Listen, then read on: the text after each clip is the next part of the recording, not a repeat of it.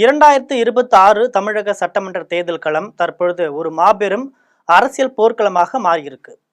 குறிப்பாக நடிகர் விஜய் தலைமையிலான தமிழக வெற்றி கழகம் எடுத்துள்ள புதிய அரசியல் வியூகம் ஆளும் திமுக கூட்டணியில் சலசலப்பை ஏற்படுத்தியிருக்கு. துணை முதல்வர் பதவி வேணுமா அல்லது கடைசி வரைக்கும் 25 இடங்கள் 6 இடங்கள்னு வாங்கி கொண்டு ஓரமா உட்கார போறீங்களா என்ற துணியில தாவேக தரப்பிலிருந்து கூட்டணி கட்சிகளுக்கு மறைமுகமாக விடுக்கப்படும் அழைப்பு தமிழக அரசியலில் பெரும் விவாதத்தை ஏற்படுத்தியிருக்கு. இது போன்ற ஜெம் தொலைக்காட்சி வழங்கும் சிறப்பு செய்தி தொகுப்பை தற்பொழுது பார்க்கலாம்.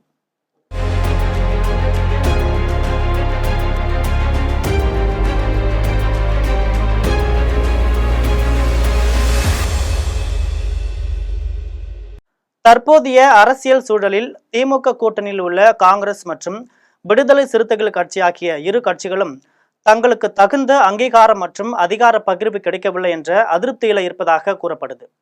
குறிப்பாக கடந்த கால தேர்தல்களில் திமுக ஒதுக்கிய மிக குறைந்த இடங்களிலேயே இந்த கட்சிகள் போட்டியிட வேண்டிய கட்டாயம் இருந்தது. இந்த பலவீனத்தையே தனது பலமாக மாற்ற நினைக்கும் விஜய், எங்கள் கூட்டணிக்கு வந்தா அதிகாரத்தில் பங்கு, அமைச்சரவையில் இடம் மற்றும் துணை முதல்வர் பதவி வரை சாத்தியம் என்ற கவர்ச்சிகரமான வாக்குறுதியை முன்வைப்பதாக அரசியல் விமர்சகர்கள் கருதுகின்றாங்க.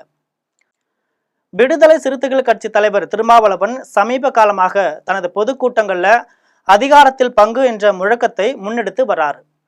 திமுக அரசு இக்கோரிக்கையை தொடர்ந்து தவிர்த்து வருவதால தாவேகாவின் இந்த அழைப்பு விசிக தொண்டர்களிடையே ஒருவித எதிர்பார்ப்பை உருவாக்கியுள்ளது. இருப்பினும் திருமாவளவன் தற்பொழுது வரை திமுக கூட்டணியில் நீடிப்பதாகவே கூறி வராரு. ஆனால் விஜயின் வருகை மற்றும் அவர் அளிக்கும் அதிகார பகிர்வு வாக்குறுதி விசிகாவின் அடுத்த கட்ட முடிவில் ஒரு மிகப்பெரிய தாக்கத்தை ஏற்படுத்தும் என்பதில் சந்தேகமில்லை. மறுபுறம் தமிழக காங்கிரஸ் கட்சியிலும் ஒருவித பிளவு ஏற்பட்டுள்ளது. ராகுல் காந்தியுடன் விஜய்க்கு இருக்கும் தனிப்பட்ட நட்பு மற்றும் காங்கிரசின் அகில இந்திய தலைமை கழகத்தில் தனது செல்வாக்கை உயர்த்த விரும்பும் எண்ணம் ஆகியவை தாவேக காங்கிரஸ் கூட்டணியை நோக்கி நகர்த்தக்கூடும். திமுக கூட்டணியில் இருந்தால் தங்களால் ஒருபோதும் அதிகார மையத்தை அடைய முடியாது என்பதை உணர்ந்துள்ள சில காங்கிரஸ் தலைவர்கள் விஜயுடன் கைகோர்ப்பதே எதிர்காலத்திற்கு நல்லதுன்னு கருதுறாங்க. இது நடந்தால் பல ஆண்டுகளாக நீடிக்கும் திமுக காங்கிரஸ் கூட்டணி உடைவதற்கு வாய்ப்பு இருக்கு. திமுக தலைமையை பொறுத்தவரை இந்த கூட்டணி விரிசல்களை தடுக்க தீவிரமாக முயன்று வருகிறது. உதயநிதி ஸ்டாலினுக்கு துணை முதல்வர் பதவி வழங்கப்பட்டதை தொடர்ந்து கூட்டணி கட்சிகளுக்கும் அதிகாரத்தில் பங்கு கொடுக்க வேண்டும் அப்படின்னு அழுத்தம் அதிகரித்திருக்கு. ஆனால் தனது கட்சியின் தனி பெரும்பான்மையை பாதிக்காத வகையில இடங்களை ஒதுக்க திமுக நினைப்பதால கூட்டணி கட்சிகள் மாற்று வழிகளை தேட தொடங்கியிருக்கு. விஜயின் தாவேகா தற்போது ஒரு வலுவான 3வது துருவமாக உருவெடுத்துள்ளதால கூட்டணி கட்சிகளுக்கு இது ஒரு பேரம் பேசும் கருவியாக மாறியுள்ளது. இறுதியாக 2026 தேர்தல் என்பது வெறும் இடங்களுக்கான மோதல் அல்ல, அது அதிகார பகிர்வுக்கான போராக அமையப்போகுது. திமுகவின் பிடியிலிருந்து விடுபட்டு ஆட்சி அதிகாரத்தில் சரிபாதி பங்கு பெற வாருங்கள் என்ற விஜய் தரப்பின் அழைப்பு வரும் நாட்கள்ல பல திருப்பங்களை ஏற்படுத்தும்.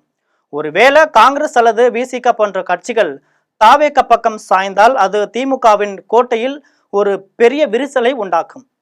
2026 தமிழகத்தில் ஒரு கூட்டணி ஆட்சி மலருமா அல்லது திமுக தனது வலிமையை தக்க வைக்குமா என்பது விஜயின் இந்த தூண்டில் எத்தகைய மீன்களை பிடிக்கிறது என்பதை பொறுத்தே அமையும்.